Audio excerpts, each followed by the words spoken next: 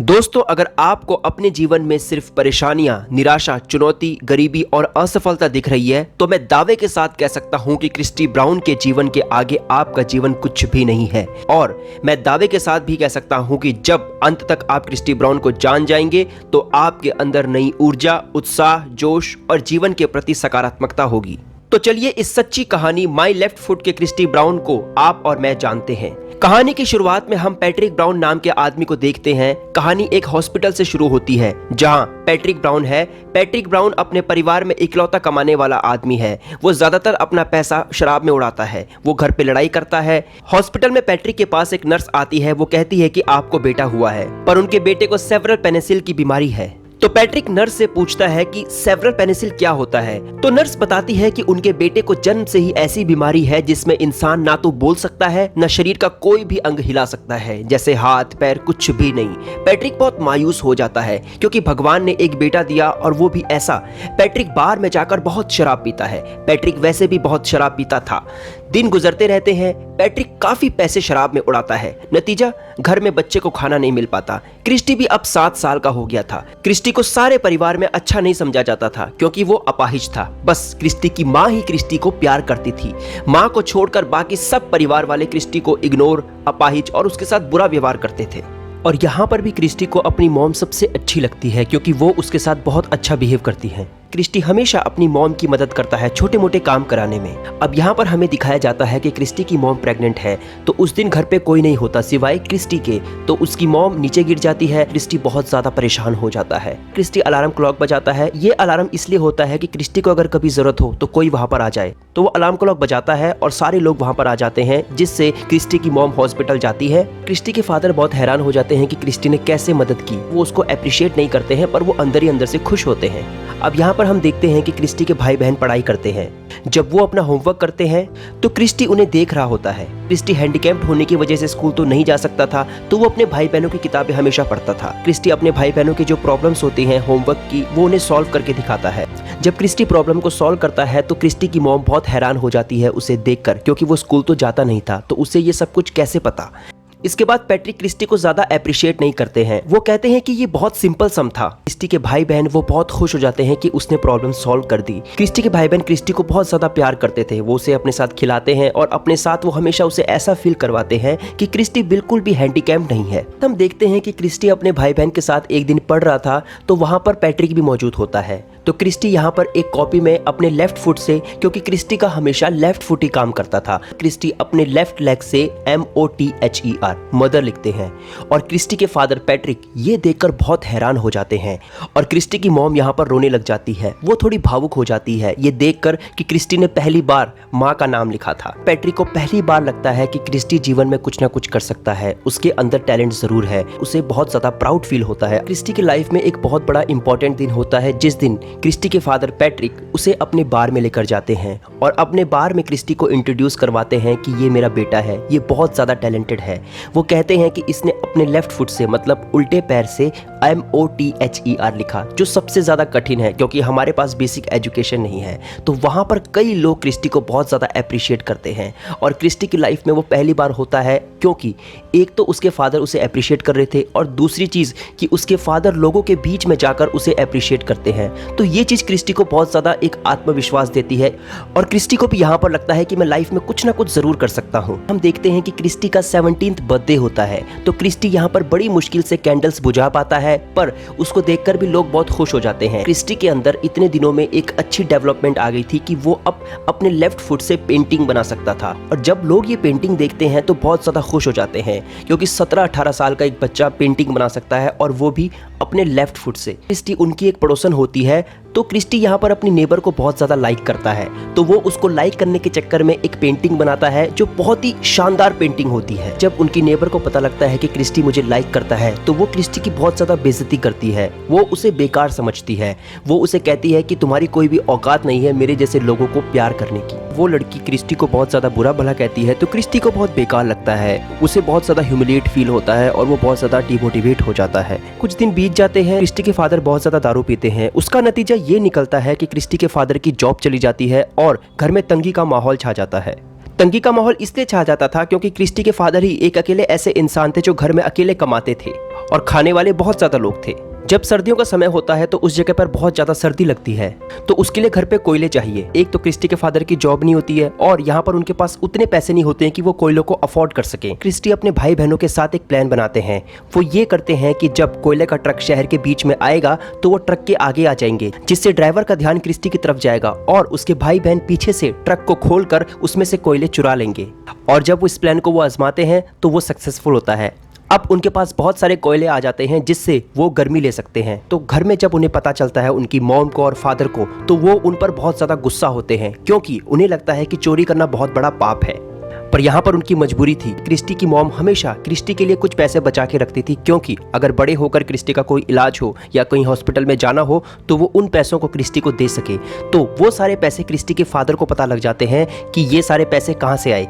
तो वो कहती है कि ये पैसे मैंने क्रिस्टी के लिए बचा के रखे हैं, अगर इन फ्यूचर क्रिस्टी को जरूरत पड़ेगी इन पैसों की तो मैं इन पैसों से क्रिस्टी को हेल्प करूंगी। क्रिस्टी के फादर गुस्सा होते हैं क्रिस्टी की मॉम को कि हमारे पास इतने भी खाने के लिए पैसे नहीं है कि हम 2 वक्त का खाना जुटा सके, और तुम क्रिस्टी के लिए इन फ्यूचर में पैसे जुटा रही हो ताकि वो उससे हेल्प कर सके।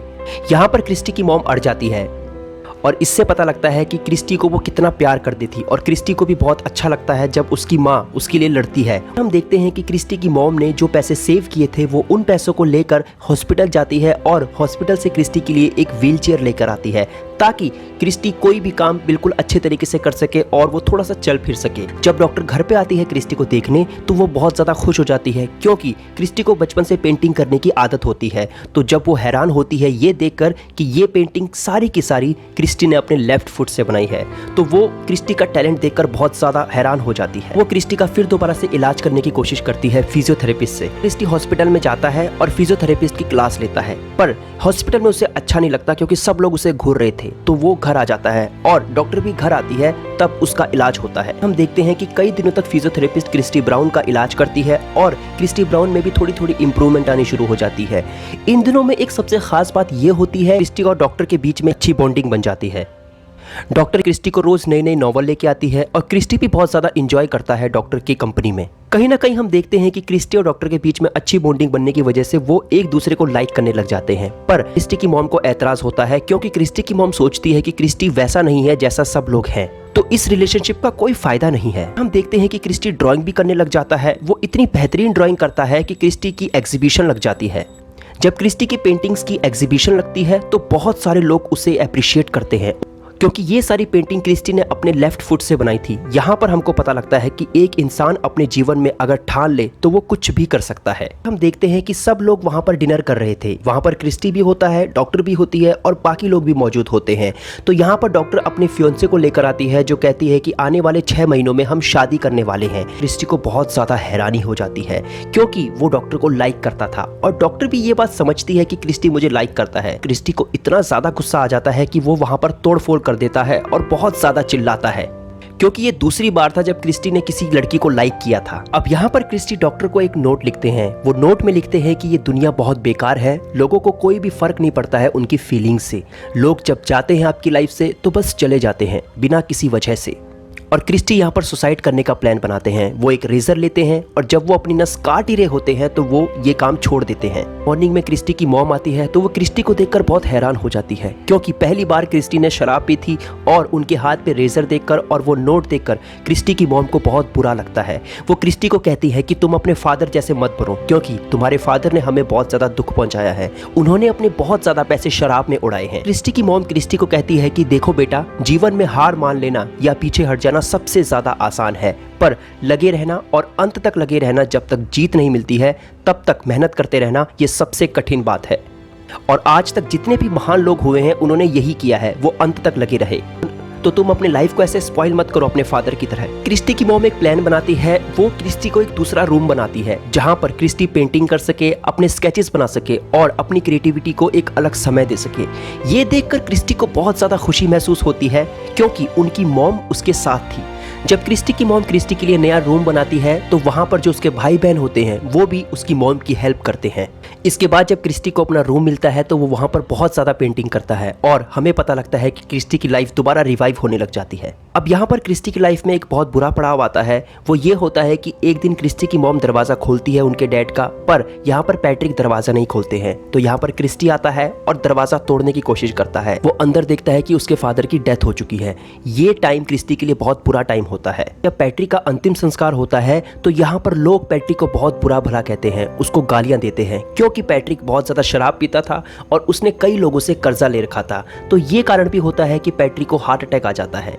ये चीज क्रिस्टी को बुरी लगती है। अब यहाँ पर क्रिस्टी एक दिन अपने भाइयों को बोलता है कि क्या तुम मुझे टाइपराइटर लेके दे सकते हो।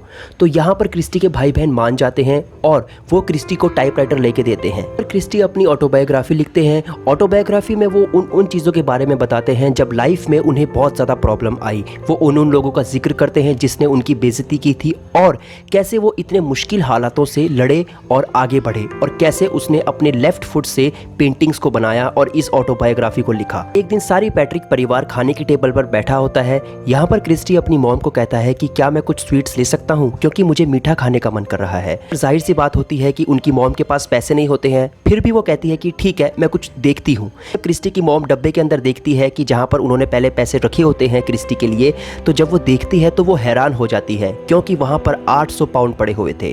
और क्रिस्टी की मॉम को यहाँ पर आश्चर्यचकित हो जाता है कि ये अचानक इतने सारे पैसे कहाँ से आए।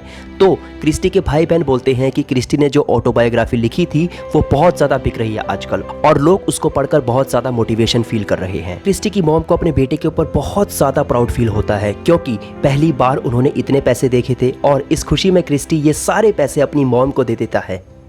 कुछ दिन बाद एक डॉक्टर आती है जो क्रिस्टी की पहले फिजियोथेरेपिस्ट थी। तो वो क्रिस्टी के पास आती है और कहती है कि हमने क्रिस्टी के नॉवल पढ़े जो बहुत ज़्यादा मोटिवेशनल है और लोग उसके बारे में जानना चाहते हैं, उससे बात करना चाहते हैं। डॉक्टर क्रिस्टीन को एक कॉन्फ्रेंस में बुलाती है, एक इंटरव्यू देने के लिए बुलाती है। जब क्रिस्टी इंटरव्यू देता है तो उससे बहुत ज़्यादा लोग प्रभावित होते हैं, वो उससे बहुत ज़्यादा मोटिवेशनल फील करते हैं। जब क्रिस्टी स्टेज पर जाते हैं तो वो इन सब का क्रेडिट अपनी मॉम को देते हैं। वो कहते हैं कि अगर ये सब कुछ पॉसिबल है तो सिर्फ just because of my mom. वो अपनी मॉम को बोलते हैं कुछ बोलने के लिए स्टेज के ऊपर, पर उनकी मॉम कुछ नहीं बोलती है क्योंकि वो शर्माती है। हम देखते हैं कि कुछ दिनों बाद क्रिस्टी की जो उनकी नर्स होती है, उनकी केयर टेकर होती है, उनसे उनकी शादी होती है।